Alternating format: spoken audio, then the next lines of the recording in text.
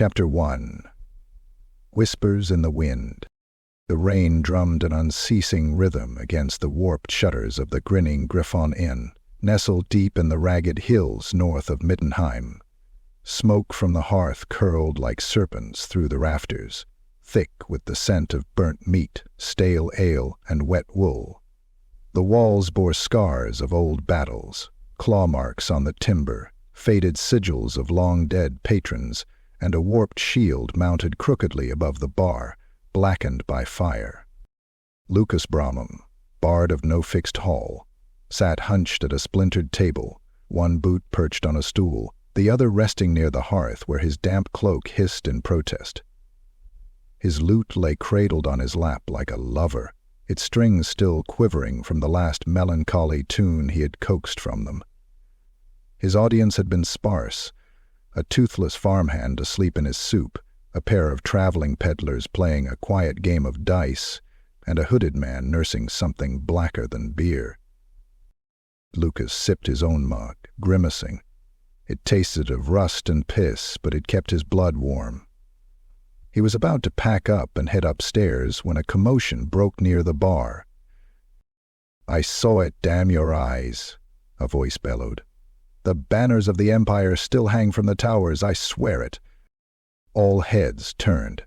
The speaker was a tall, rail-thin man, gaunt as a corpse, with wild eyes and a frost-bitten nose.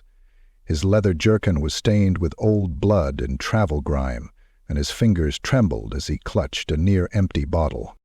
"Solendorf," he hissed, eyes darting like rats in a trap. "The city's still there, pristine, untouched. Not a corpse, not a ruin. It lives." A few men chuckled. "Drunk again, Weller," someone muttered. "You probably wandered into a bog and saw your own reflection." But Lukas leaned forward, intrigued. Solendorf. That name hadn't passed his ears since his childhood, whispered by candlelight when old men spoke of lost glory and unspeakable horrors. A city swallowed by the dark tide of chaos during the Great Incursion, when demons roamed the Rakeland and blood flowed thicker than rainwater.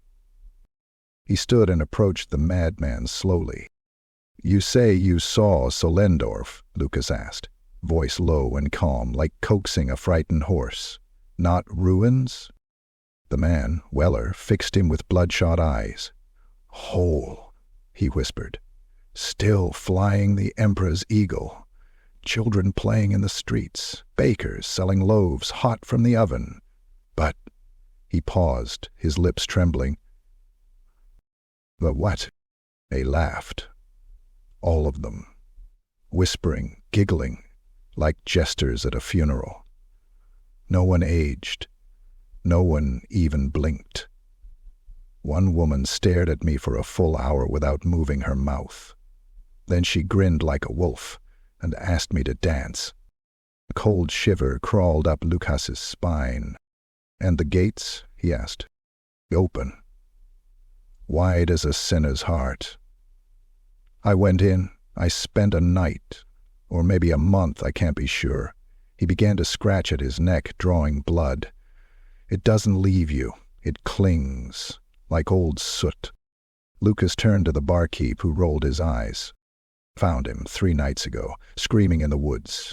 Took 4 men to hold him down. He's been raving since." But Lukas was no fool. Madmen were often liars, but in the old world they were sometimes prophets. He returned to his table, his mind racing. Solendorf. A city devoured by daemons, now returned like a bone rising from a grave.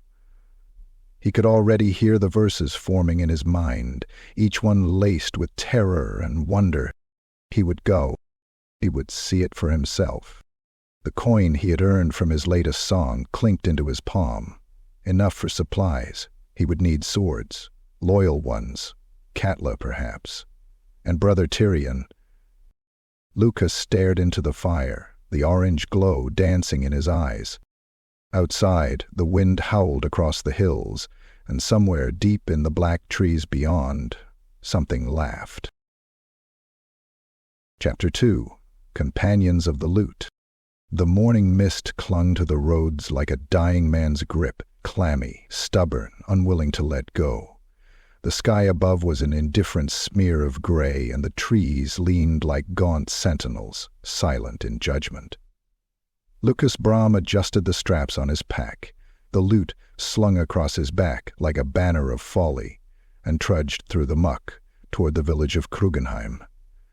There, he would find his blades. Katla Grimsdottir was not difficult to find. Her reputation always arrived before she did, a whispered name laced with awe and dread in equal measure. She sat alone at a weather-beaten table outside a run-down tavern, sharpening one of her twin axes with methodical grace. The grindstone hissed, steel against stone, each stroke a lullaby of potential carnage. Her frame was broad, forged in the brutal winters of Norsca, wrapped in battered mail and furs reeking of wolf and death. Scars lined her neck and arms like crude runes. She looked up as Lukas approached, her pale eyes narrowing. "Lukas Braum," she said, her voice like gravel rolled in smoke. "Come to offer me a song or a job?" "Both," Lukas replied, setting down his coin pouch with a soft clink. "Solendorf." That word halted the sharpening. Katla stared at him, then spat into the mud. "That place is poison," she growled. "I need eyes that don't blink and hands that don't tremble. I'll pay double what you'd make slitting throats in Nordland." She considered. The axe resumed its slow strokes. "I want half up front, and if something tries to crawl inside my head, I'm taking yours first." "Fair," Lukas said, hiding his unease behind a smile. "We leave at dawn." Brother Tyrion was a different matter. Lukas found him praying beneath a shattered statue of Sigmar, deep in the ruins of a burned-out temple. The warrior monk was kneeling in ashes, a heavy flail resting across his lap. He wore robes stained black with soot, his bald head marked by a crude, self-afflicted crown of nails. When he spoke, it was with the calm of a storm-gathering strength. "You speak of Solendorf?" Tyrion asked, his breath fogging in the chill air. "I've dreamed of it. A city of lies held together by screams." Lukas nodded. "Then you know why I need you." Tyrion rose, eyes like frozen iron. "If daemons still fester in that place, I will burn them out. If you seek knowledge, you walk a narrow path, Bard. I don't walk. I wander. There's a difference." Tyrion hefted the flail. "Then let us wander into the abyss together."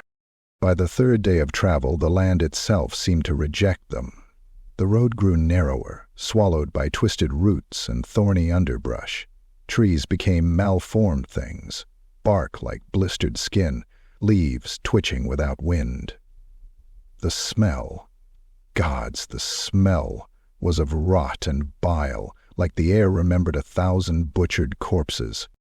They made camp near a shallow creek. The water was slick with algae and unnaturally warm. Katla chewed on dried meat while Tyrion cleaned his flail with oiled rags and murmured litanies. Lukas stared into the fire, eyes flicking now and then to the horizon. "How far to Solendorf?" Katla asked, tossing a bone into the darkness. "2 more days if the map's honest," Lukas replied. "Maps lie," Tyrion muttered. "So do bards," she added with a smirk. Lukas gave a half laugh. "Then it's good we have a monk to balance us out." The banter died quickly. Tension thickened like a fog between them. That night something screamed in the distance, high, wet, and utterly inhuman. They did not sleep. By the 5th day, the cursed province began to show its teeth. A hamlet lay rotting by the roadside, homes reduced to skeletal frames, doorways warped like mouths frozen mid-scream. Crows watched from broken rooftops, bloated and still, eyes milky and dead. As they passed the village square, Lukas paused. The remains of children's toys littered the ground.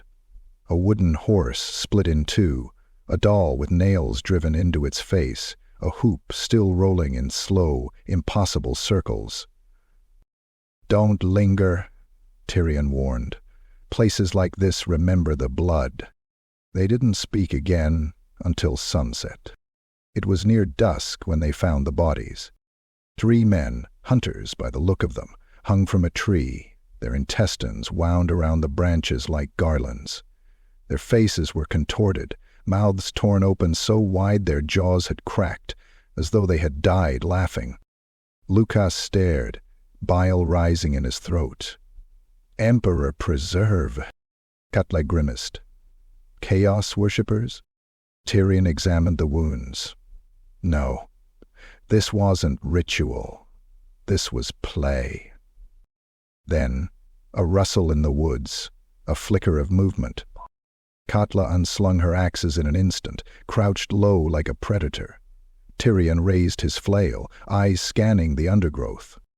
The thing that emerged was neither man nor beast, a mass of flesh and antlers, with too many mouths and too few eyes.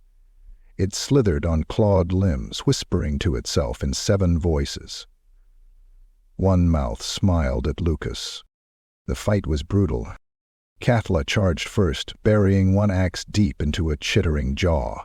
Blood, not red but a steaming violet, sprayed across her face as she ripped the weapon free. The creature shrieked, a sound that split the air like a sword through silk. Tyrion followed, swinging his flail in wide arcs. The first blow shattered bone. The second crushed something that hissed and oozed bile. It tried to speak, but Tyrion silenced it with a word of wrath, and a final blow that turned its head to paste. The woods were silent once more. Lukas stood frozen, hands gripping his lute like a shield. Katla wiped her blade on the grass. "You sure you want to keep going, Bard?" Lukas looked down at the corpse, twitching in its final death throes. His jaw clenched. "Yes," he said, voice steady now. "I need to know what waits inside Solendorf." Tyrion met his eyes. "Then steel your soul, for only madness lies ahead." And together they marched on, the wind rising behind them, whispers chasing their heels. Chapter 3. Mistcloaked Gates. By the 6th day the land had turned hostile in a way that defied nature. Trees no longer grew in clusters, but in warped parodies, trunks bent like kneeling penitents, branches stretching out as if in supplication to some unseen horror above. The air had grown viscous, hard to breathe, thick with an invisible weight that clung to the skin and settled in the lungs like damp ash. Time, too, felt stretched. Days passed slower, and the nights lingered like a nightmare unwilling to let go. Then, as dawn broke in pale streaks of sour yellow across a veiled sky, they saw it. Solendorf. It rose from the mist like a dream reclaimed from oblivion. The walls stood tall and unmarred, a pale ivory that should not have survived a century of abandonment. No cracks split their surface. No moss climbed their faces.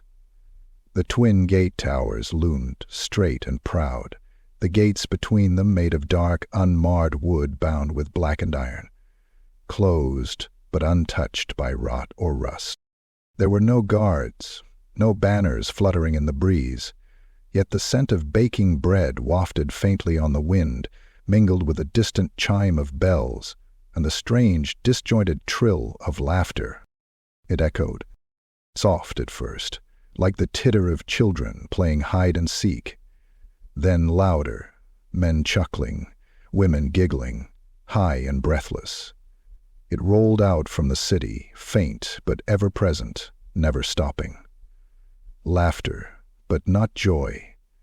Something else, something fractured. Lukas felt a chill crawl up his spine. "This city," he whispered. "It shouldn't be here. It should be bones and ashes." Katla grunted. "I've burned towns to the ground myself. Nothing stands this long unless something unnatural is holding it together." Brother Tyrion said nothing. His flail was already in his hands, white-knuckled grip clenching the haft. He murmured a litany under his breath, invoking the wrath of Sigmar. The god did not answer. They approached the gates in silence, their boots crunching gravel and brittle grass. A low fog clung to the earth, coiling around their legs like serpents. As they neared, Lukas placed a hand on the gate, not to open, but simply to feel it. The wood was warm. He recoiled. Katla stepped forward and banged her fist against the gate. The sound echoed like a drumbeat through a cathedral, and within moments the gates creaked open, not by their hands, but by some invisible force within. No chains groaned, no hinges protested. They simply parted, wide and slow, inviting. Beyond them, Solendorf stood unscarred. The streets were clean, cobbled stones gleaming faintly with dew. Buildings rose on either side, tall and proud, with painted shutters and flower boxes. Smoke drifted from chimneys. Banners of the Empire hung from balconies, untouched by time. But no one came to greet them. Not at first. Then a boy emerged, no older than 10, dressed in clean linens, barefoot despite the chill. He stood in the middle of the road, smiling wide, eyes vacant. "Welcome back," he said, voice bright. "You're just in time." "For what?" Lukas asked, kneeling. The boy's smile widened. "The dance. You have to stay for the dance." And then he began to giggle, a strange, rhythmic laugh, almost mechanical in its consistency. A moment later, another figure appeared behind him, an elderly woman with a walking stick, moving too quickly for her age, face fixed in the same rictus grin. More followed. A man with a butcher's apron, hands red with something that dripped and steamed. A pair of twin girls in matching dresses, skipping in perfect harmony. A priest with a hollow chest where his heart should be, holding a book upside down. They laughed, not in unison, not in time, but all of them, without pause or context, like 1,000 cracked bells ringing in no rhythm. Lukas stepped back. "Katla," he began. She had already drawn her axe. The crowd didn't move, didn't attack, just stared, smiling, chuckling, whispering things they couldn't hear. Then a man with no eyes stepped forward. His sockets wept thin trails of blood, but his smile never faltered. "You'll want to see the mayor," he said, tongue flicking over broken teeth. "He knows your song. He's been waiting." Tyrion's voice cut through the fog like a blade. "These are not people. These are husks." "They're trapped," Lukas replied, uncertain. "Look at them. Look closer." And he did. The girl's foot twitched in an odd rhythm, like she was fighting a cramp. The butcher's hand clenched his cleaver too tight, nails biting into flesh. The old woman blinked once, and a single tear rolled down her cheek before she began to laugh again. There was something beneath the joy, pain, desperation, imprisonment. But whatever held them had its hooks in deep. A bell tolled in the distance. The crowd dispersed as quickly as they had come, drifting back into doorways, behind carts, into alleyways, like shadows drawn into cracks. Only the boy remained. He pointed down the main road. "He's in the manor," he said, then ran, laughing all the way, arms flapping like broken wings. Katla's voice was tight. "This place reeks of sorcery." Tyrion simply nodded. "The corruption is deep and old." Lukas looked down the road. The fog thickened ahead, cloaking the manor in shadow. They moved forward in silence, the gates creaking shut behind them with a groan that sounded too much like a sigh. Low and above, high in the towers, something unseen laughed with them. Chapter 4. Frozen in Time. Solendor welcomed them with open streets and open eyes. The trio walked deeper into the city's heart, boots echoing on clean cobblestones slick with morning dew. The sky overhead was a dull silver, the light diffuse, as if the sun had forgotten how to shine. And yet the city stirred. A baker stood at his stall, muscled arms dusted with flour, humming a jaunty tune as he removed golden loaves from a stone oven. The smell was divine, yeast, honey, and cinnamon. He looked up at them, smiled broadly, and said, "Fresh bread, straight from the oven, just like always." Lukas slowed, blinking. "How long have you been baking today?" he asked. The man chuckled. "Since dawn, of course. Same as every day.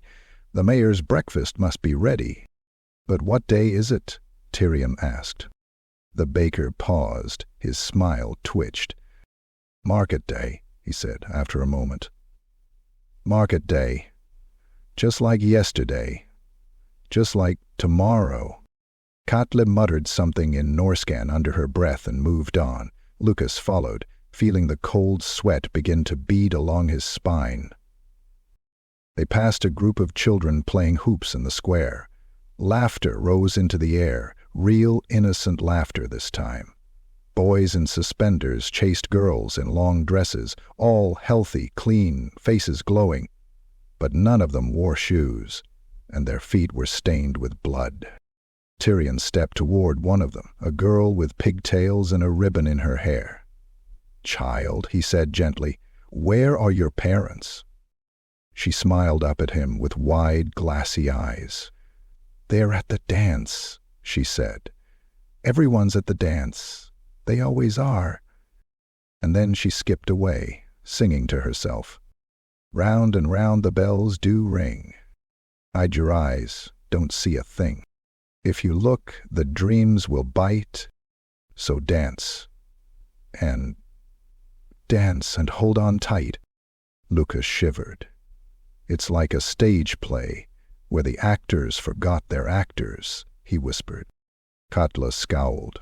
"No. It's like puppets that think they're real." They passed a smithy where a man hammered at horseshoes, his face shining with sweat, his apron soaked with what looked far too red to be water. Every time he raised the hammer, his lips moved in prayer, but no sound came out.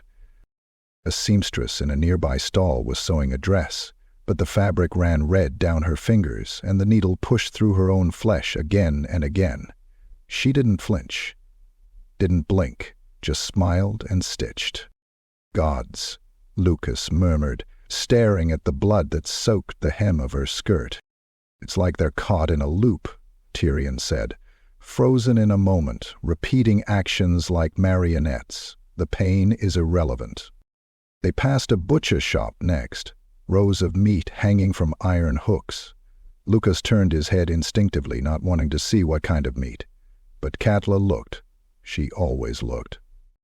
"Human," she said softly. "Limb joints, muscle too long and lean for pig." The butcher waved to them cheerfully. His cleaver was crusted with dried gore.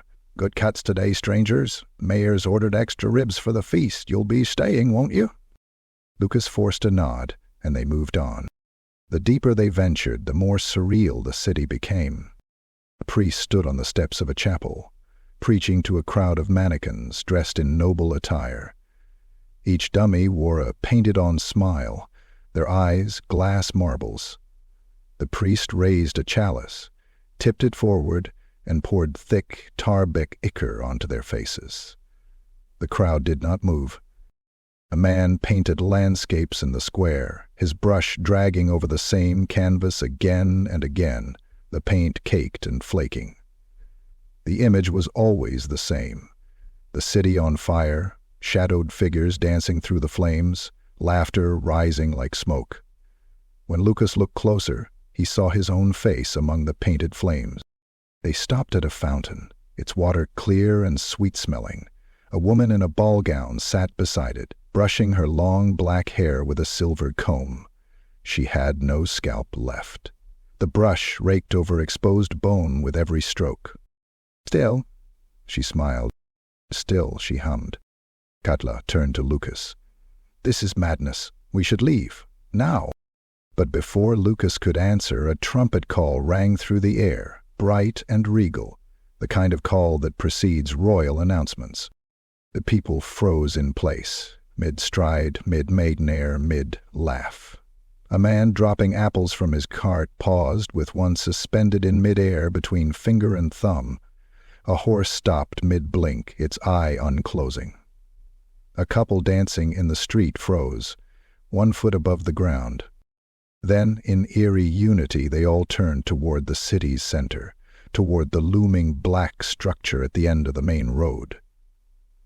The manor. Its high tower scraped the low-hanging clouds, and a strange green light flickered in its upper windows. Slowly, one by one, the townsfolk resumed motion, but now they all walked toward the manor. Silently, synchronously, dozens of feet hitting the cobblestones in unison. No speaking, no laughter now, only the sound of the city breathing in step. Catelyn raised her axes. "This is not how people move." Tyrion nodded. "They're being summoned." Lukas swallowed hard. "We need to see the mayor." He wasn't sure why he said it. Perhaps the words weren't entirely his. The city watched them, even when its citizens did not. The stones had eyes, the walls listened.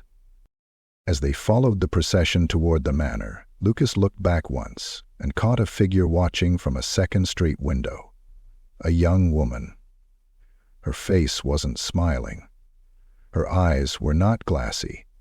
She mouthed something, lips trembling. "Run," she said.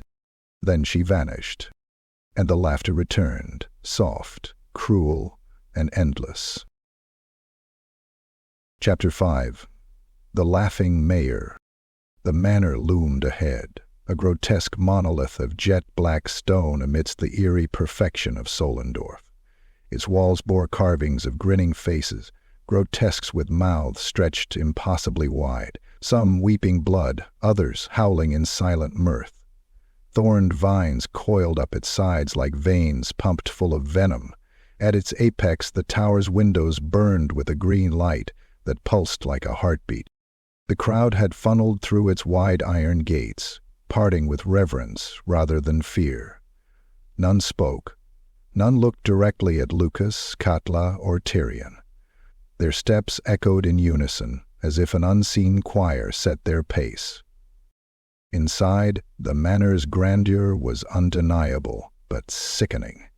A grand hall stretched before them, gilded in black and gold, chandeliers of bone and crystal hanging from the high vaulted ceiling.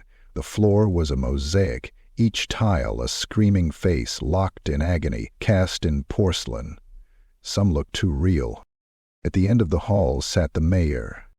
He reclined upon a throne of redwood and iron, flanked by 2 veiled attendants, whose torsos quivered slightly with each breath, as though their skin hid something barely restrained. The mayor wore an opulent robe of vermilion velvet, stitched with laughing masks and smiling sunbursts. His face was smooth, ageless, with deep-set eyes that danced with malevolent mirth, and teeth too white, too many. A rictus grin pulled his lips unnaturally wide. "Lukas Braum," he cried, standing and spreading his arms. "You have come at last. The city rejoices." His voice was as smooth as wine and as hollow as a grave. "I don't know you," Lukas said, his voice wary, "but you know me. Oh, bard of wandering verses, we've heard every note. Your songs ride the wind like whispers through the veil." He tilted his head. "You have brought guests? Excellent. Come, eat, drink, feast with us." He clapped once, and servants emerged, some dressed in finery, others naked but painted in elaborate patterns of sigils and glyphs. They bore trays piled high with food, glistening meats, steaming loaves, red fruit that glistened like rubies, and goblets sloshing with thick, dark wine. The trio was guided to a long table of onyx and obsidian, where citizens already sat, familiar faces from the streets, the baker, the seamstress, the twins. Each sat silently, heads twitching, fingers tapping, eyes flicking around like insects in jars. As Lukas, Katla, and Tyrion took their seats, the feast began. Plates were filled, goblets raised, and then laughter, sudden and spontaneous. It began with a chuckle from the butcher. Then the seamstress burst into a squealing giggle, wine spilling down her chin. The children laughed in high, shrieking bursts that didn't stop. Soon the hall was filled with it, a cacophony of mismatched, overlapping mirth. And then came the whispers. Between the laughter, guests turned to one another and murmured incomprehensible phrases. "They see the blood in the mirror now. Oh yes. Did you hear her scream when her skin slipped off? The worms are dancing in the bread again. I can feel them." Katla stiffened, her hand slowly moving to the handle of her axe. Lukas tried to focus. The food looked edible, delicious even. But when he reached for a loaf and tore it open, thick, dark liquid oozed from the center. Blood, or something like it. It reeked of copper and rot. "Eat," the mayor urged gently, watching them. "This is the bounty of Solendorf, our eternal joy." Tyrion rose abruptly. "This is not joy. This is blasphemy. These people are enslaved to something they do not understand." The mayor smiled, unfazed. "Do you not understand, holy man?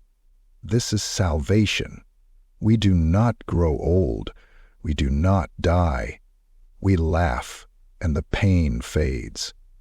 We whisper, and the truth hides." One of the veiled attendants shuddered violently, and then a hand burst through their chest from within, a clawed limb soaked in bile and wrapped in strands of intestine. The creature within screamed once before being pulled back into the shell of its host, the skin sealing itself like wax over a candle. Katla stood, weapons now drawn. "What, in the name of the gods, are you?" she demanded. The mayor's grin widened. "We are what lies beneath the mask of the Empire. We are what chaos could never conquer, because we embraced it first. Solendorf made a pact. We laughed at the dark gods, and they could not touch us." Lukas trembled. "You bound something." "Yes," the mayor whispered, "and it binds us in turn, an endless jest, an immortal tale. We are the punchline and the audience." The laughter in the hall turned darker, guttural and wet, like laughter forced through a slit throat.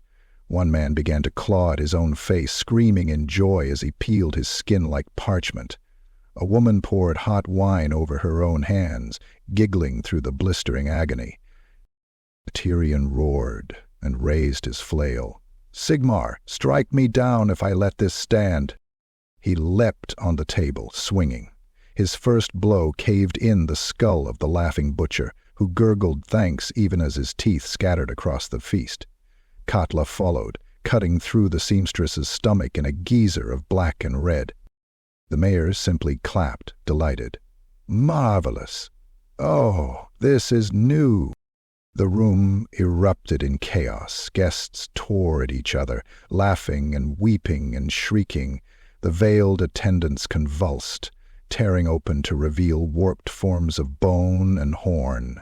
One rushed Tyrion, but he met it with steel and holy fire, chanting litanies of flame that burned symbols into the air. Katla moved like a whirlwind, axes singing, carving through flesh that refused to bleed properly. One man she struck in the neck only laughed harder, even as his head lolled sideways, barely attached. Lukas backed away, his hands shaking. His lute clattered to the ground.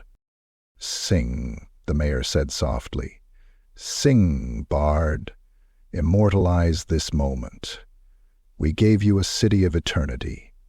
Will you not give us your voice?" Lukas stared at him, then turned and ran. As the feast descended into a theater of carnage and hysteria behind him, he fled down the corridor, the mayor's voice following him, serene amidst the madness. Everyone laughs in the end, Lukas, even you. Chapter 6. The Bard's Ballad. Lukas stumbled through the corridors of the manor, his breath coming in short, panicked bursts. The laughter faded behind him, muffled now by the thick stone walls, but it lingered in his ears like a melody he couldn't forget. He leaned against the cold stone, heart hammering, sweat sliding down his temple. Around him, portraits lined the hallway, faces frozen in perpetual joy, eyes wide and glassy, mouths warped into grotesque grin. He turned away, only to find himself in a hall he didn't remember entering. A long, narrow space lined with chairs and benches, a dais at the far end. Tall, narrow windows poured in that same sickly green light. It was a performance chamber, an audience chamber. And he had no idea how he got here. But they were already waiting. Rows upon rows of Solendorf citizens sat silently in the pews. The baker, the seamstress, the twins, the priest, all watching him. No one moved. No one laughed. Not yet. The mayor stood at the edge of the dais, beaming. "We've waited so long," he said, voice smooth as oil. "Will you grace us, Lukas Braum? Give us one of the old songs, something true, something from before." Lukas's hands twitched toward the lute slung over his back. His fingers curled around its neck without thinking. The weight of it was familiar, grounding, a part of him. He stepped forward slowly, ascended the dais, and sat upon the carved stool. He closed his eyes and played. The melody that emerged was not one of joy or glory, nor the bawdy tavern tunes he was known for. It was a song from before the wars, before the darkness, before the world had been torn open by chaos. It was soft and mournful, a ballad of lost kings and fallen stars, of hearths grown cold and forests that whispered old names to no one. Each note was a memory, each chord a ghost. His fingers moved like they remembered more than he did. The song poured from him like blood from a wound. As he played, the silence deepened. The crowd did not shift. They did not breathe. The air itself seemed to stop. Even the mayor stood still, his grin fixed and trembling. And then, as Lukas struck the final fading chord, he screamed, not in fear, not in anger, in agony. A collective shriek erupted from every mouth in the chamber, a sound so raw, so jagged, it tore through the air like a storm of razors. People clutched their faces, their ears, eyes rolled back, teeth shattered as jaws snapped wide. Blood poured from noses, mouths, eyes, as if the truth had ruptured something vital inside them. The twins shrieked in sync, grabbing at each other's throats. The priest fell to his knees, convulsing, foam bubbling from his mouth. The seamstress tore out clumps of her own hair, screaming names Lukas couldn't understand. Even the mayor staggered, hand to his temple, a hairline crack splitting the mask of his smile. Silence. Just like before. Everyone froze. Then slowly the crowd straightened, wiped their mouths, reset their jaws, and began to smile again. The laughter resumed, slowly, softly, a ripple of giggles and titters that spread through the hall like the return of a fever, as if nothing had happened. But one figure remained still. A young woman, sitting near the back, stared at Lukas with wide, lucid eyes. Her face was bloodied, but her expression was not mad. It was awake. She did not smile. She did not laugh. She mouthed two words across the still space between them. "Help us." Lukas stood, the lute falling silent in his hands. The weight of that plea pressed on his chest like a gravestone. And as he stepped down from the dais, the crowd stood too, still smiling, still giggling, forming a corridor of flesh through which he must pass. He walked between them, heart pounding, their eyes locked on him like 100 painted dolls. As he reached the end of the chamber, the mayor placed a hand on his shoulder, grip firm and cold. "A beautiful song," he whispered, "but be careful what truths you summon, bard. Some melodies dig too deep." Lukas met his gaze, teeth clenched. Maybe that's exactly what this place needs. He left the hall without looking back, but the laughter followed, always. Chapter 7. Beneath the Surface. The manor's lower halls were hollow, breathing things, stone corridors that pulsed with moisture and silence. Lukas met Katla and Brother Tyrion in the servants' wing, both spattered with gore from their earlier battle in the feast hall. They spoke little, only exchanged grim glances as they descended the spiral staircase, hidden behind a hanging tapestry of the Emperor Triumphant. The air grew colder with each step, fouler with each turn, until the light of their torches sputtered with unease, casting jittering shadows that seemed to squirm when backs were turned. They reached the threshold of a heavy oak door bound in black iron.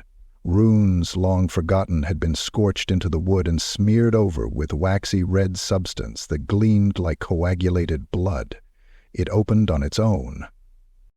The catacombs of Solendorf were far older than the manor above. These were not the ossuaries of common citizens. This was something deeper, something pre-empire.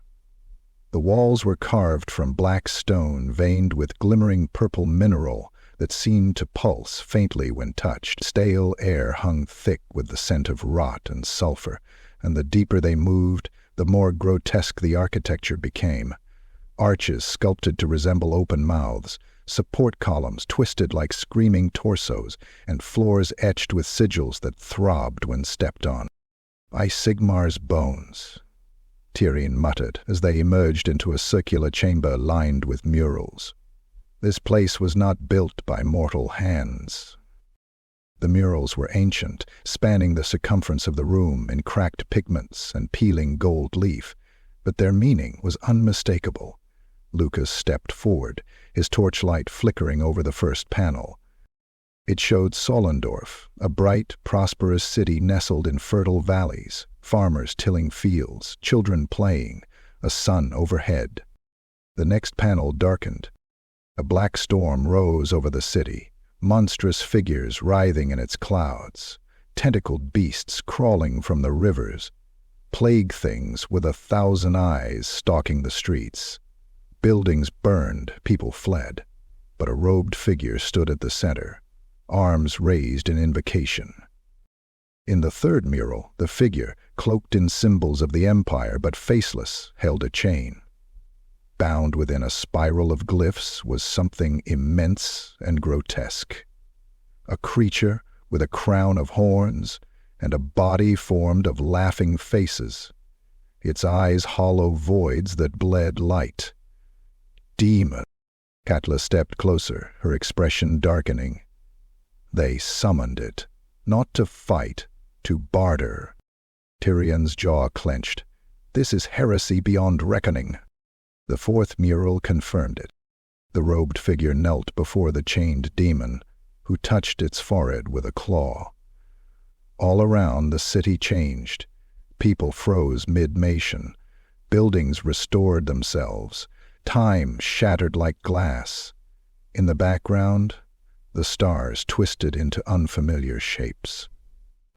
"They made a deal," Lukas whispered. "Preservation in exchange for servitude." The fifth panel was more abstract. A swirling void surrounded the city, with laughter streaming like ribbons from its walls. Beneath, the demon sat bound, but now the chains glowed red-hot, its mouth open in an eternal scream. Faces of the townsfolk were etched into the chains, writhing, eyes wide, lips locked in frozen grins. "They bound it using the people," Tyrion said, aghast. "They offered themselves willingly, or were tricked. This is a prison for a god." "No," Katla corrected, voice low. "Not a prison, a stage." As if summoned by their understanding, a deep vibration rumbled through the chamber. The murals shuddered, dust spilling from the cracks. A howl echoed from deep below. a sound that did not come from lungs but from depth, from something buried beneath all things, gnashing in the dark. The torchlight flickered wildly. Then Lukas heard it. Whispers, crawling into his ears. "Sing to me. Tell the story." He staggered back, clutching his head. Tyrion rushed to him, uttering prayers, but the words did little. The chamber itself was alive now. The glyphs on the floor pulsed, glowing crimson. From the far wall, a sliver of black stone shifted, revealing a narrow stairwell descending into blackness, slick with moisture. Katla said nothing. She looked to Lukas, expression unreadable. Lukas met her eyes and nodded. "We go down," Tyrion hissed. "We descend into the mouth of hell," Lukas replied, voice shaking. "And if we don't, this city will keep smiling until the end of time." They stepped through the opening, one by one, into the bowels of Solendorf, and behind them the murals changed. The final panel painted itself in wet pigment as they left, their three forms, descending a staircase, watched by the chained demon. Its grin had widened, waiting. Chapter 8. The Clock Tower's Secret. The bell tolled once, deep and hollow, as if the city itself had drawn breath to speak. They emerged from the catacombs just before dawn, their skin pallid with grave damp and nerves strung taut like bowstrings. The mayor was nowhere to be seen. The streets were still, the citizens absent from windows and stoops, as if the city had drawn into itself, waiting. Only the sound remained, the rhythmic tick-tick of a single mechanical heartbeat coming from above, the great clock tower of Solendorf. It rose high above the eastern wing of the city, its spire a skeletal silhouette against the gray morning sky. Black stone, wrapped in corroded iron supports, spiraled up toward the heavens like a twisted spear. At the top, the face of the clock gleamed with eerie luminescence. Its hands hadn't moved since the day Solendorf fell. "It should not be ticking," Tyrion muttered, eyes narrowed. "If the hands are frozen, what drives the sound?" "Let's find out," Lukas replied, though his voice trembled. The base of the tower was a narrow entrance carved directly into the stone, half hidden behind the remnants of what had once been a flower vendor's stall. Vines with white, corpse-scented blooms clung to the stonework, shivering despite the still air. As they entered, the temperature dropped instantly. The air was dry here, not stale like the catacombs, but clean and cold, untouched by breath or rot. The first staircase was a narrow iron spiral that groaned under their weight. As they ascended, they passed murals etched into the stone, each depicting the same moment from a different angle. A man, tall, gaunt, cloaked, raising a massive iron key toward a spire. The sky above him twisted, and laughter, carved as jagged spirals of script, spilled from the heavens. The laughter wasn't painted. It was etched into the stone, cut deep with a blade. It pulsed when passed. At the first landing, they found the gearworks. The gears were immense, some as tall as men, others no bigger than a coin.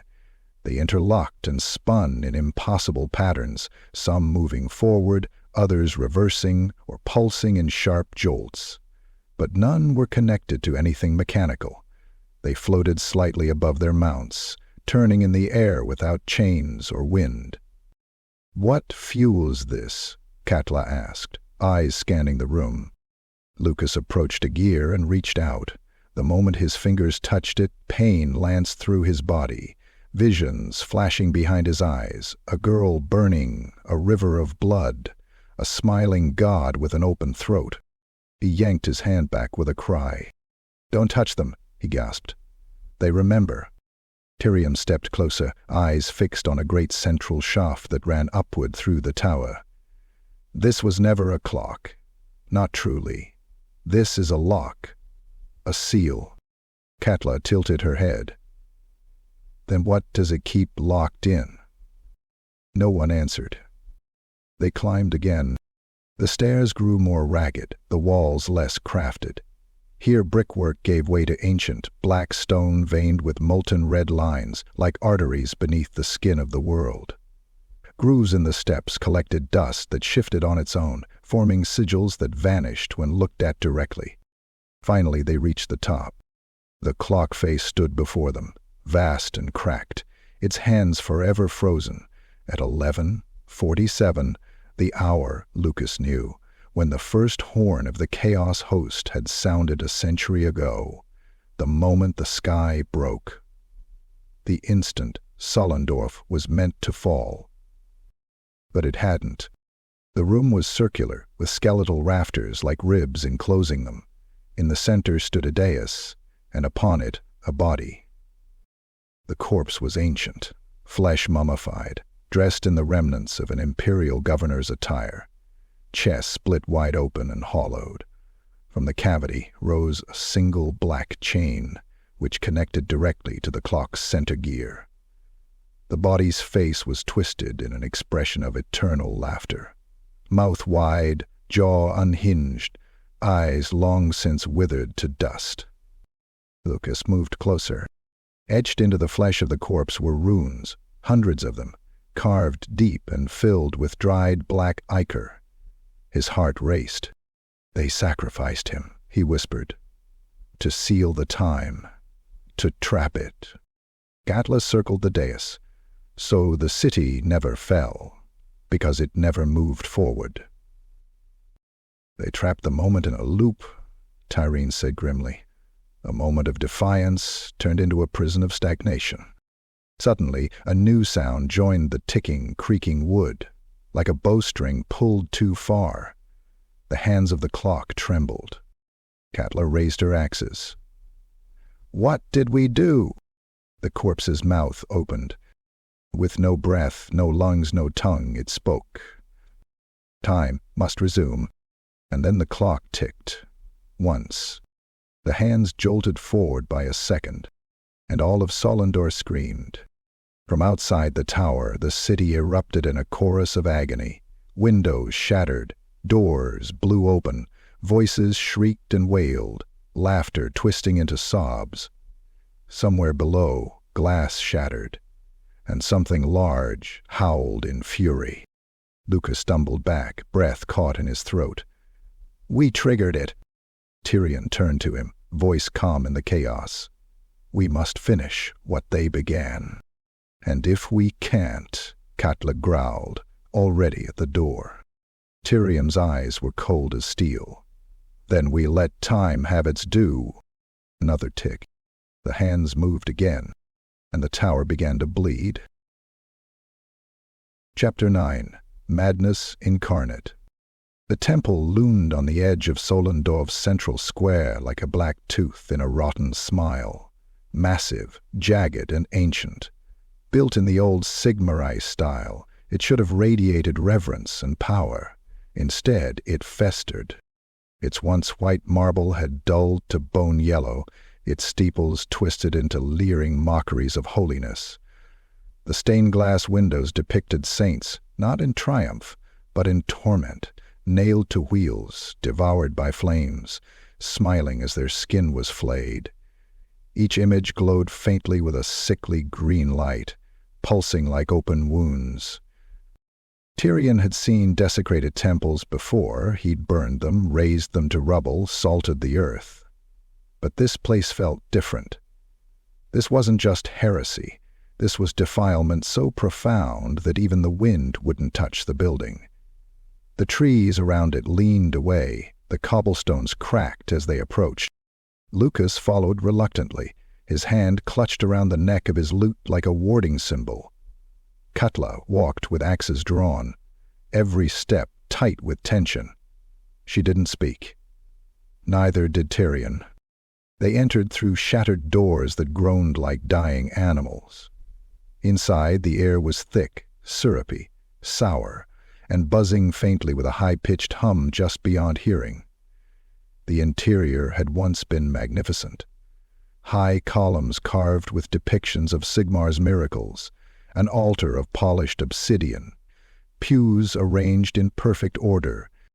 But now those columns bore carvings of other things, faces with too many eyes, wings made of teeth, and mouths that screamed but had no tongues. The altar had cracked in half. The pews were overturned, splintered, yet arranged in what could only be described as ritualistic chaos. Broken, but intentionally so. Then standing at the far end, between the sundered halves of the altar, were the priests, 6 of them, tall and robed in vestments of gold and crimson, embroidered with twisting sigils that shifted subtly when unobserved. Their hands were folded in prayer, heads bowed. Not a sound, not a breath. Therion stepped forward, raising his flail. "Brothers," he said, voice solemn but firm, "speak to me. Show your faces." The priests did not move. "By the will of Sigmar, I command you, reveal yourselves." Nothing.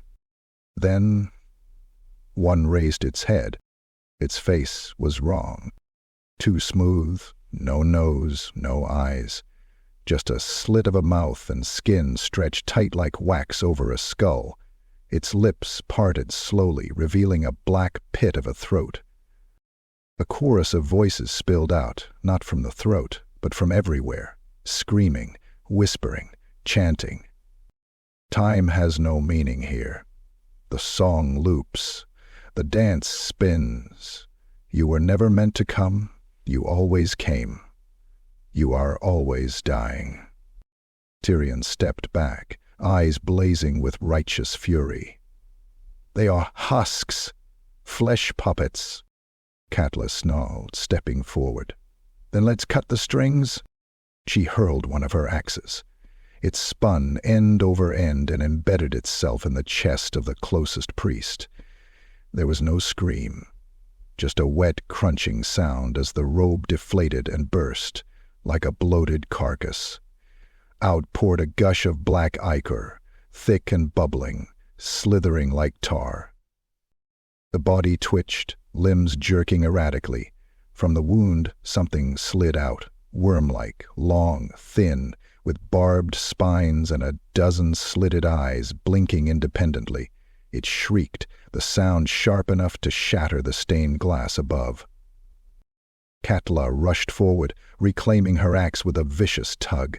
She brought it down in a brutal overhead arc, cleaving the writhing parasite in half. Ichor sprayed across her armor, sizzling on impact, the scent like burning hair and bile. The other 5 priests stirred. Their heads snapped upward, revealing similarly malformed visages, some eyeless, others with mouths stretched open and stitched into grins. One raised its arms, and its sleeves fell away to reveal a lattice of tendons and sinew holding nothing, no muscle, no bone. The body floated slightly above the ground, robes billowing as if underwater. "They must have been here." The chanting began. Words that had no translation. Sounds that scraped against the inside of the skull. Lukas stumbled, clutching his ears, blood trickling from his nose. The walls trembled. The altar pulsed with crimson light. Tyrion roared, pushing forward with flail raised. "Sigmar's wrath!"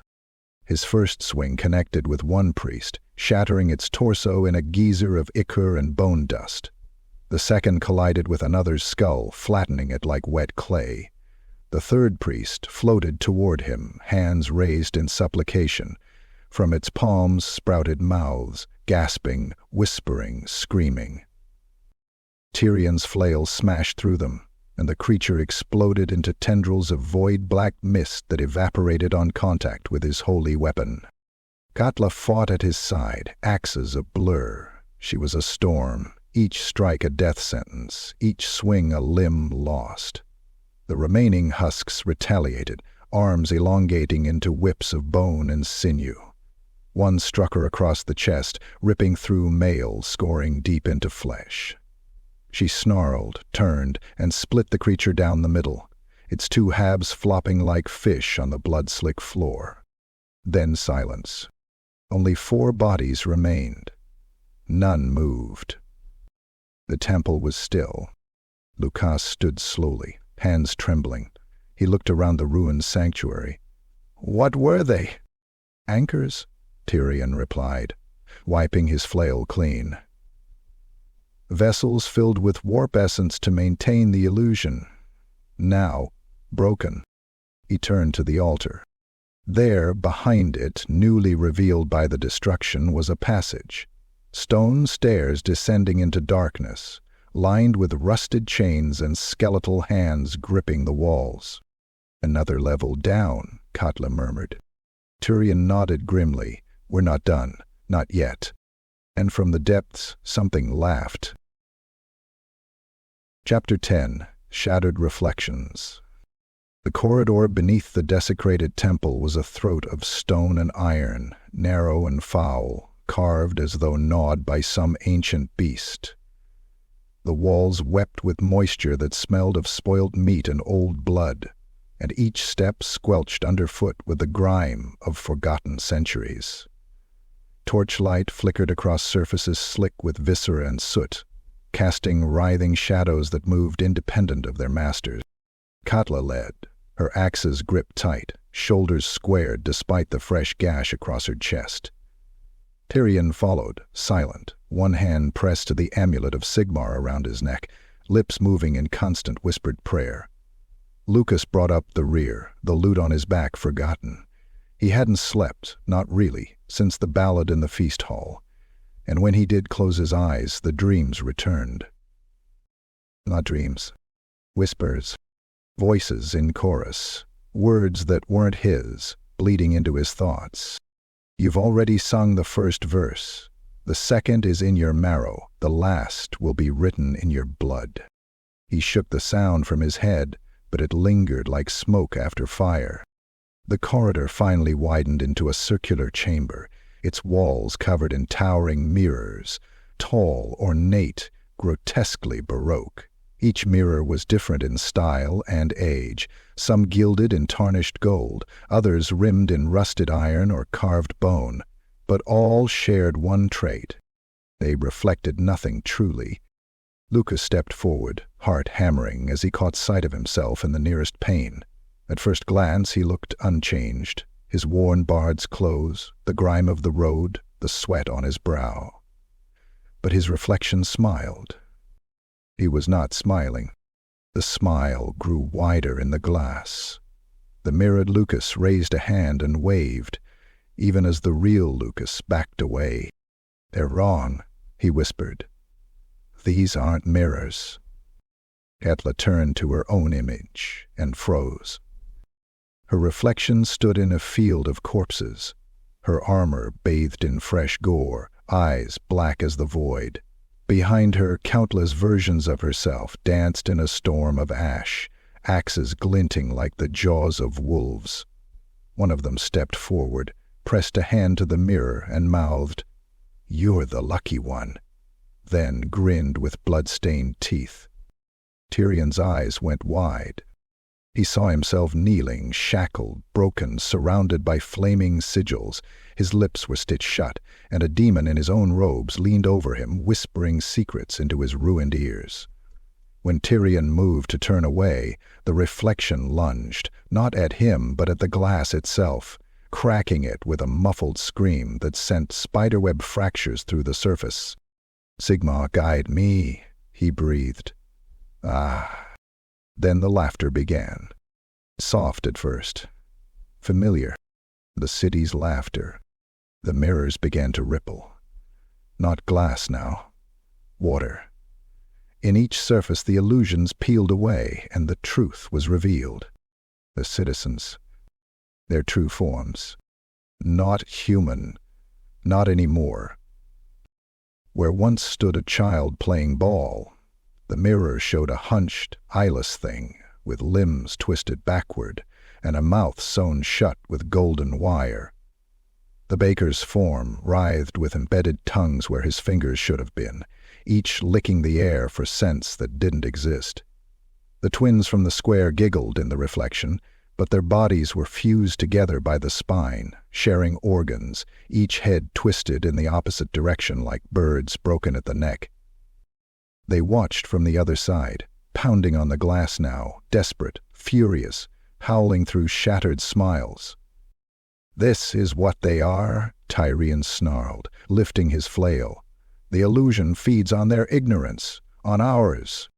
Katla stepped back as her reflection began to rot before her, skin melting off her bones, her axes fusing to her arms like extensions of raw nerve and muscle. "This place wants to show us," she hissed. "Or maybe it wants us to join them."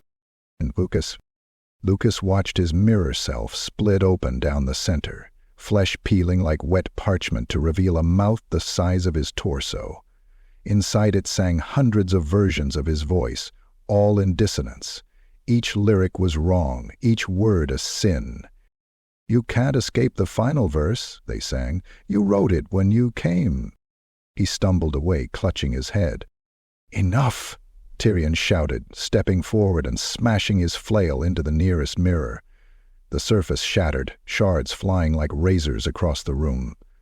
As the glass broke, the reflection screamed, a sound that filled the chamber like thunder. Katla smashed a second. Lukas, barely able to breathe, swung the butt of his lute into a third. Each mirror that fell brought more shrieks, more howls, more release. But when the last mirror shattered, the silence that followed was worse. The shards twitched on the floor. Then, one by one, they melted, liquefying into black ichor that hissed and steamed, coalescing in the center of the room. The pool churned. From it, a face rose. Not human. Its eyes were voids, infinite and weeping fire. Its mouth grinned from ear to ear, jagged teeth twitching in time with the city's heartbeat. It looked at Lukas and spoke. "You see us now, Bard." Lukas fell to his knees. His ears bled. He did not scream, but somewhere behind him the city did. Chapter 11. The Chain Below. The descent began in silence. After the last mirror shattered and the face retreated into blackness, a hidden stairwell revealed itself. Etched into the floor of the shattered reflection chamber, spiral steps spiraling downward like the throat of some titanic beast. No door guarded it, no light marked the way. It simply opened, as if expecting them. The air grew colder. Not the cold of frost or winter, but the frigid breath of a tomb untouched for centuries. The stone beneath their boots was slick with dark moss and smeared with stains that no longer held color. Centuries of blood and bile sunk into the very bones of Solendorf. They passed glyphs carved in alien tongues which glowed faintly when looked at and screamed when ignored. The walls wept rivulets of thin black slime, filled with glimmering motes of silver light, stars suspended in filth. Somewhere below something breathed, slow and ragged, like the lungs of a god choking on its own eternity. At last the spiral ended. They emerged into a vast circular cavern. The ceiling rose so high above them it vanished into mist. The walls were carved with faces, thousands of them, identical in expression, each wearing that same twisted grin they'd seen on the townsfolk. Some were human, others were not. Some used to be. Chains stretched from wall to wall, thick as tree trunks, made of fused metal and bone. Each link bore the name of a citizen, engraved in high Gothic, pulsing faintly. Some names glowed red, others green, a few flickered between both. But at the center of it all, bound within a circle of bleeding runes etched deep into the earth, was the daemon. It was a mass of flesh and shadow, coiled like a worm the size of a cathedral.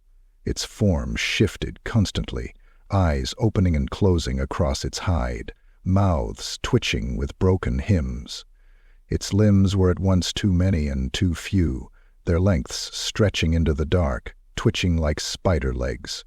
Horns of obsidian and gold spiraled from its back, wrapped in shackles of lightless iron, and its face, or what passed for one, was a gaping mask of joy carved from the very concept of madness. It grinned at them. The laughter hit them like a storm. It didn't echo. It didn't vibrate the air. It crawled into their bones, soaked into their minds, chewed at their memories. Lukas dropped to his knees, clutching his skull. He could feel it, tendrils of sound drilling through his ears and burrowing into the roots of thought. "You came to write a song. Sing of me." Tyrion staggered, flail raised, eyes wide. "This is what they serve. This thing, this abomination." Katla was silent, teeth bared, blood trailing from her ears. Her hands trembled. She wasn't afraid. She was seething. The demon's laughter surged, rising like a tide of razors. From the far end of the cavern something moved. People. Dozens of them. The townsfolk descending from hidden tunnels, filing in around the chamber like worshippers. The baker, the seamstress, the twins. Each wore the same smile. Each dragged a chain behind them, links fused to their spines, jerking them forward like dogs on invisible leashes. They circled the demon, humming. Not a song, a chant. Lukas tried to scream, but only blood poured from his mouth.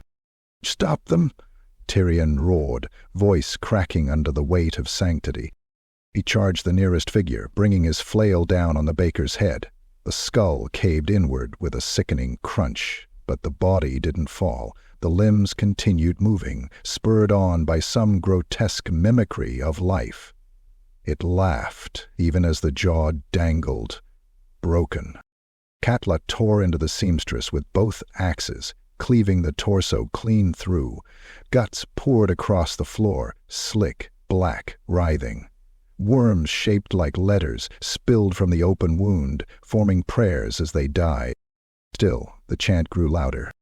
The demon pulsed with every syllable, its chains rattling. Its laugh grew deeper.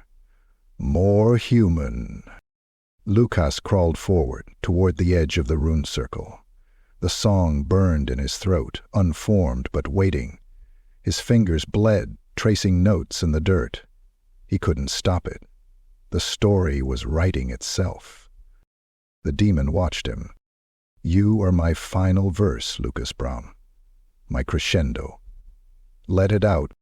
Tyrion planted himself before Lukas, arms wide. "You shall not have him." The demon's laughter stopped. Silence fell, sharp and sudden. Then one of the chains snapped. With a shriek that shattered the stone floor, the demon surged forward, only to be jerked back violently by the remaining links.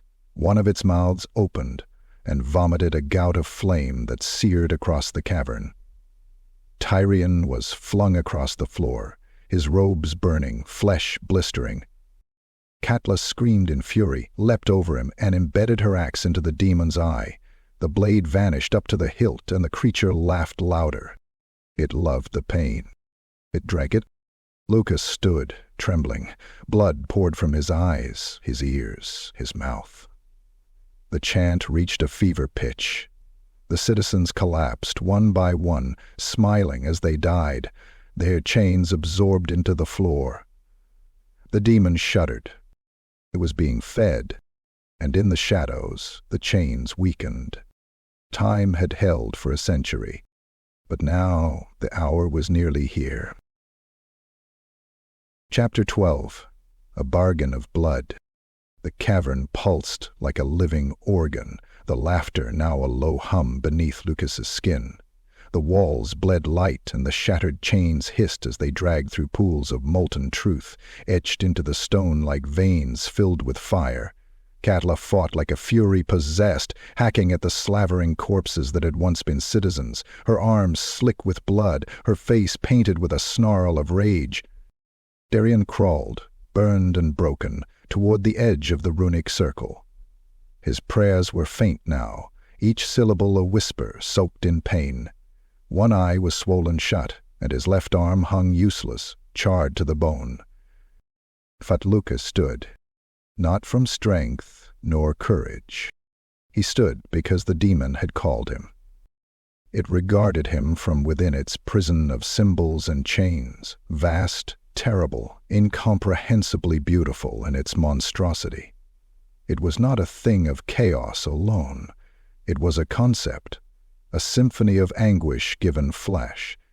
Its many faces shifted, its mouths opening and closing in silent rhythm, as if waiting for a beat only it could hear. Then one mouth spoke, not aloud, not in the chamber, but within Lukas. Lukas Braum, son of no one, wanderer, dreamer, composer of shadows. I know your every verse. He shuddered. You speak lies. I spake your truths, the ones you sing when no one listens, the ones you bury in rhyme. Another chain snapped. The demon's body surged forward, halted only by the 5 remaining links. Lukas staggered back as it lowered one of its heads to his level. The air around it warped, heat and cold merging into a single unbearable sensation. The laughter softened, became almost comforting. They trapped me because I showed them what they are. They feared my mirror. But you would wield it. Its eyes opened, all of them, staring into Lukas's soul. Visions flooded his mind. He saw himself standing atop the ruined gates of Altdorf, singing of Solendorf's fate as armies listened in awe. He saw his name etched in tomes, his songs sung by generations unborn. He saw emperors kneel before him, weeping as he unveiled the truth hidden in every stanza. Immortal songs, undying legacy, fame that could not rot. Let me go, the demon whispered, and I will grant you every word you've never dared write. You will compose from the marrow of gods. They will call your madness genius. You will outlive time. He tasted it, the thrill of it. His fingers itched for the strings of his lute. Melodies formed in his throat, dark, beautiful, eternal. A hand gripped his leg. Tyrion. Eyes burning, face blackened with soot and pain. Don't listen, he rasped. It's not a gift. It's a curse with a chorus. Lukas looked down at the priest, then back at the demon. It cocked its head. We'll die here. They all will. What will they leave? Dust and ash. You could leave echoes. Lukas fell to his knees. His heart pounded, his blood sang. He sang, not the demon's song, his own. A slow, solemn ballad, quiet as morning, steady as rain. A song of loss, of resistance, of memory. Each word was a denial, a rejection of the chains that bound him, not the demon. Him. He poured into it, his mother's forgotten face. The warmth of fire in winter. The laughter that was real, shared under stars, not born from madness. He sang until the ground shook. The demon screamed. Chains flared with holy fire, reforged in sound. The names etched into them glowed white-hot. The rune circle burned anew, and the daemon recoiled. No, it roared, voice deeper than mountains. You could have been immortal. Lukas's voice cracked, but he finished the verse. The final note echoed through the chamber like a bell tolling for the dead. And the demon was bound once more, screaming, writhing, shuddering in fury. Lukas collapsed, blood pouring from his nose and mouth. Katla limped over, axes drooping. You refused, she said. Didn't think you had it in you. He coughed. Legacy means nothing if it's not true. Tyrion, weak and shaking, offered a bloodied nod. You chose right. And deep below, the chains hummed again. Not in laughter, but in silence. Chapter 13. Sacrifice and Flame. The rune circle still glowed beneath the demon, now writhing and frothing against the chains reforged by Lukas's defiant song. Its limbs coiled and snapped against the glyphs, mouths screeching broken hymns, spitting venomous promises into the void. The bound god was furious, wounded not in body but in pride. Its prison had tightened. Its laughter had died. But the bindings would not last. Cracks spread along the edges of the chamber, thin as spider webs glowing with internal heat. The names on the chains flickered as if trembling, their glyphs beginning to erode under the strain of renewed power. 100 years of containment was unraveling, slowed but not stopped. Tyrion rose to his feet. His robes were tattered, hanging in bloodied strips from his scorched body. His left arm was dead at his side, bones visible beneath peeling flesh. His face was half gone, cheeks split to the teeth, one eye sealed shut with melted skin. Still, he stood. Still, he fought. He turned to Lukas and Katla. "It's not enough. We bought time, nothing more. If we leave it here, it will rise again.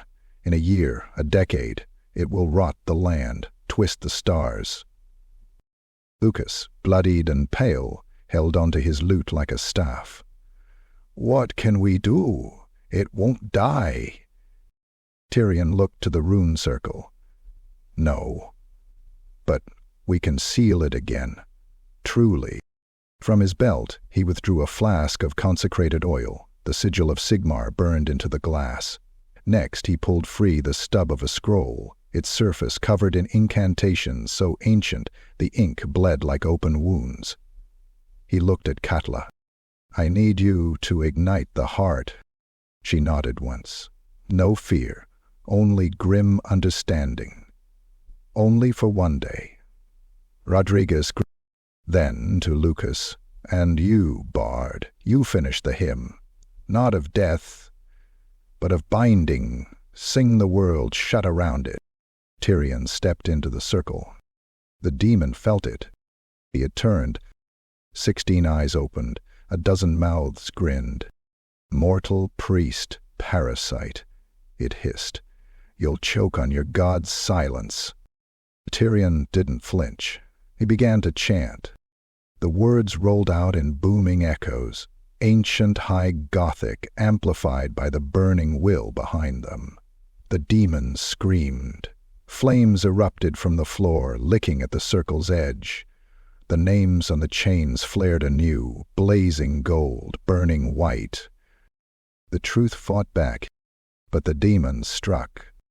A tendril surged through the bindings, too fast to dodge.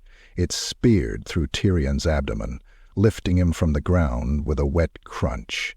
Ribs snapped like twigs, blood poured down his legs. His chant faltered, then continued, voice soaked in agony but unyielding. Katla roared, hurling her remaining oil casks into the ring. They shattered, spilling golden liquid across the floor, mixing with Tyrion's blood. She struck flint to steel, once, twice. A spark caught. Fire erupted. The chamber bloomed into an inferno, holy flame kissed with sulfur and memory. The runes blazed, the walls cracked. The daemon screamed again, limbs writhing in every direction as fire bit deep into its form. Its skin blistered and peeled, not with pain, but with remembrance, as if it was being forced to remember being mortal. Lukas stepped forward. The smoke seared his lungs, his eyes streamed tears. But he lifted his lute and began to play. The melody was slow, low, each note a dirge. He sang the names of the dead, those etched into the chains. He wove verses of their lives before the pact, before the laughter. He honored the suffering, restored their dignity with every word. The demon writhed violently now, chains binding tighter, melting into its flesh like scars that would never fade. Katla stood beside Tyrion's dying body, her face wet with sweat and blood. Her mouth moved silently, offering final words. The priest smiled, mouth full of blood and broken teeth. He whispered, "Light it all." Then his chant crescendoed. The rune circle exploded in blinding flame. Tyrion vanished in the blaze. The chains snapped taut, pulled into the stone, burying themselves. The runes burned into the floor permanently, charred deep into the cavern's foundation. The demon sank into the earth, screaming as its form folded inward, consumed not by destruction, but by memory. It would never forget this pain, this rejection. Lukas sang the final note, a single, defiant sound that rang through the soul of the city. Then silence. Only the crackle of fire remained. Katla dropped to her knees beside the scorched circle. Nothing remained of Tyrion but ash and an amulet, untouched, still glowing. She picked it up, held it tight, and from the distant streets above, for the first time in a century, the laughter stopped. Chapter 14. The City Crumbles. Solendorf died in a single breath.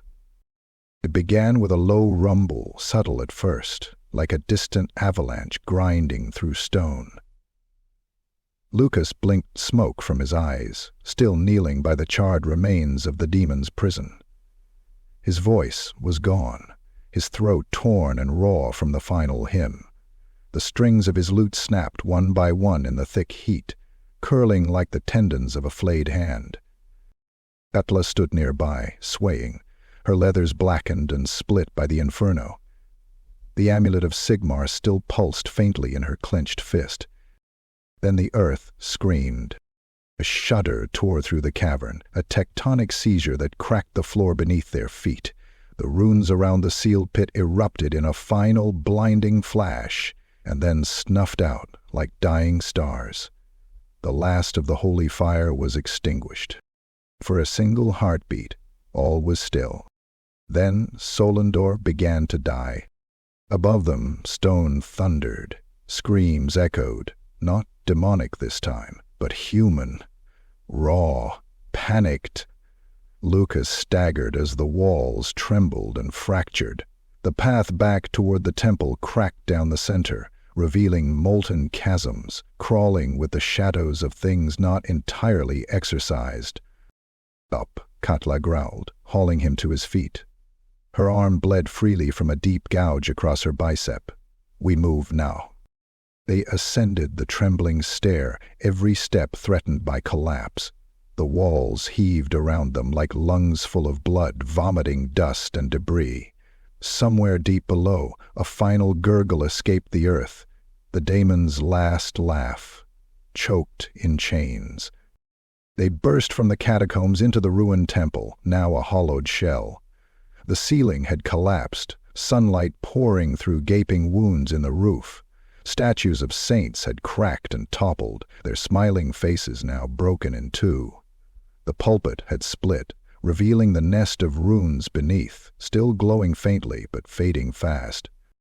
And outside, the city was dissolving.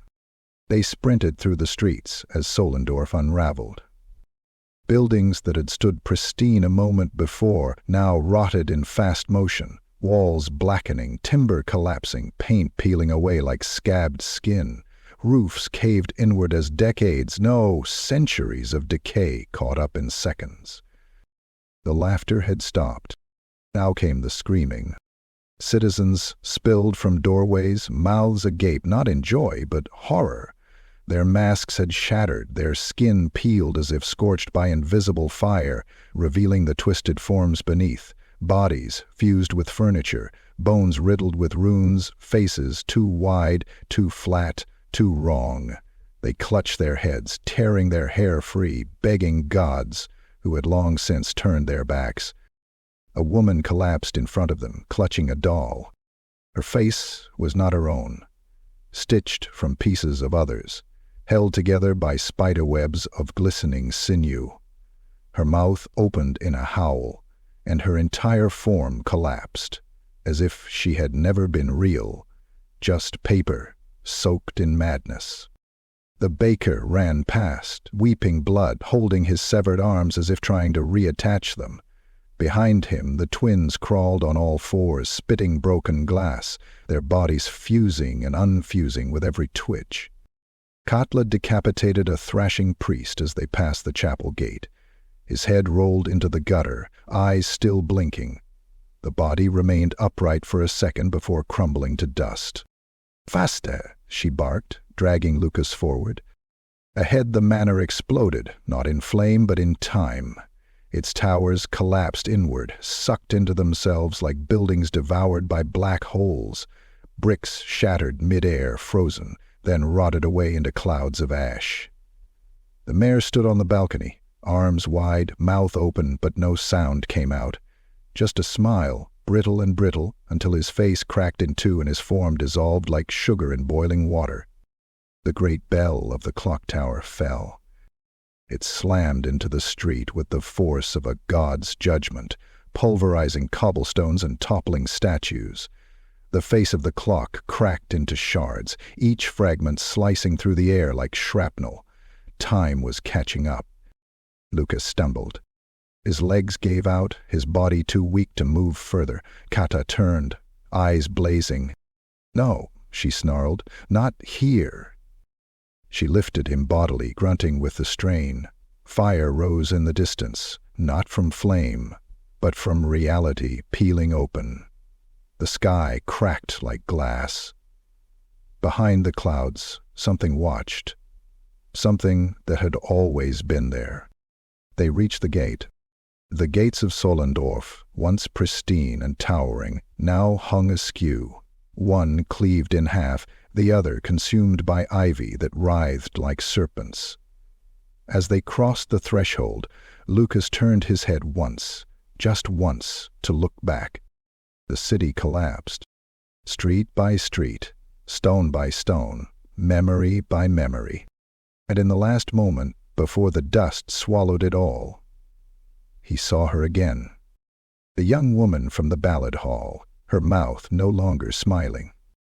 She whispered one final time, "Thank you." Then she vanished. Katla carried Lukas into the blighted countryside as the last of Solendorf fell into itself. The earth cracked, the air burned, the sky closed, and where the city had stood, nothing, just a field of blackened stone, and silence. Chapter 15. Ballad of the Lost. Lukas Braum walked alone. Where once he rode in caravan wagons or drank amidst fellow bards, now he traveled with silence as his only companion, and the ghosts of Solendorf clinging to his shadow like frost. He no longer wore the bright colors of his trade. His clothes had faded to earthen tones, worn thin by wind and time.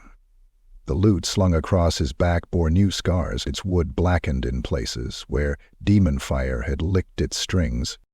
He didn't speak much anymore, unless he was singing, and even then he sang only one song, the Ballad of the Lost. He sang it in low inns, in storm-washed townships, in roadside camps where soldiers huddled around firelight with trembling hands and too many dead behind their eyes. He never asked for coin. He never looked at his listeners as he performed. He simply played, and those who heard the song would never forget it. He began like a lullaby. Soft notes picked from weathered strings, the sound of distant wind brushing through forgotten leaves. Then came the verses, of a city that time forgot, of laughter that ran too deep, of smiles worn like chains. His voice wove imagery like a weaver of tomb cloth, describing cobbled streets where nothing died and no one aged, of bakeries that bled and priests who whispered from split mouths. Then came the part about the demon, a thing with no name, a grin too wide for any god to wear, bound, not in steel, but in memory. The verses turned darker then, his tone sharpening like a blade honed in grief. He sang of Katla, warrior of fire and fury, who walked through damnation and came out howling. He sang of Tyrion, the priest who burned away evil with his last breath, who never broke even as his body did. And finally, he sang of the choice, the temptation, the song of power whispered from the abyss, and the man who refused it, not because he was a hero, but because he remembered what it meant to be human. The inn would always be silent by then. Men wept. Women stared at their hands. Children crept into their mother's arms without understanding why. But the final note always broke them. A single, trembling high tone, played with the edge of a torn string. The sound of the last scream Solendorf ever heard.